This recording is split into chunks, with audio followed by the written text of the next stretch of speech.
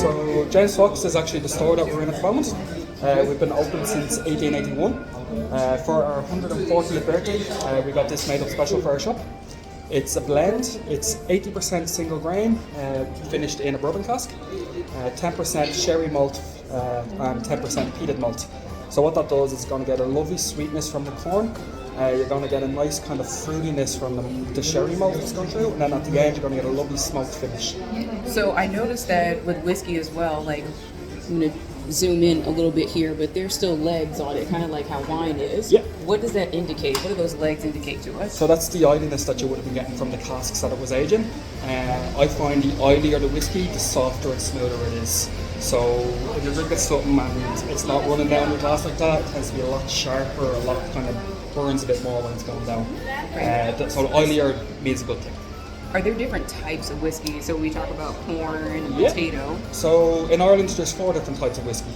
We have a single grain, which is 100% corn based, single malt, which is malted barley, and then a single pot still, which is traditionally Irish style to make a whiskey. It's 50% malted barley and 50% raw.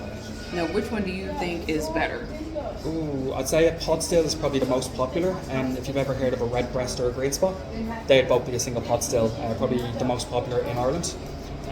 Single malt is probably the most popular worldwide, but you can get a single malt in every country.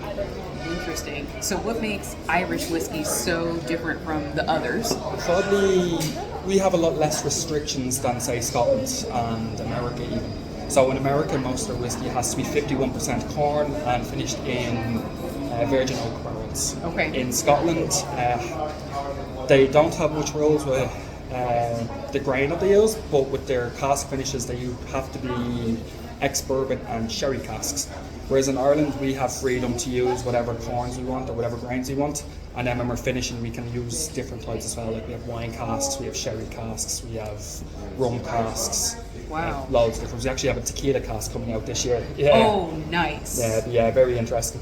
So one thing I really love, like peated Scotch and that smokiness, that's essentially what it is. So when people say, oh, it's like really smoky, the proper terminology is what? Peated. Peated. So what does that actually mean? So in Scotland, when they're drying the malt, they use turf, the smoke from the turf to actually dry the malt, and that gives it that smoky medicinal flavour that you get. Now in Ireland, we do a different style.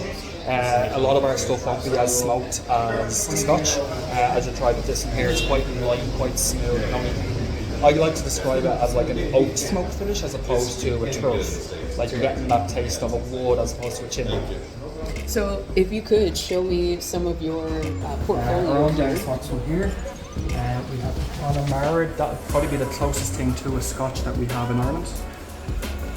We have Dunville's Peated. This is done in the sherry cask. Absolutely beautiful. And then we have 2 stacks. We have the black Teelings, and then we have all of Silky up here. What is the most expensive whiskey that you have in your portfolio here? So this baby here is worth €50,000. And what makes a whiskey worth 50,000 euros? So the distillery that it was made in actually burned down to the ground a couple of years back. It's 47 years age, and there's only about 200 bottles made.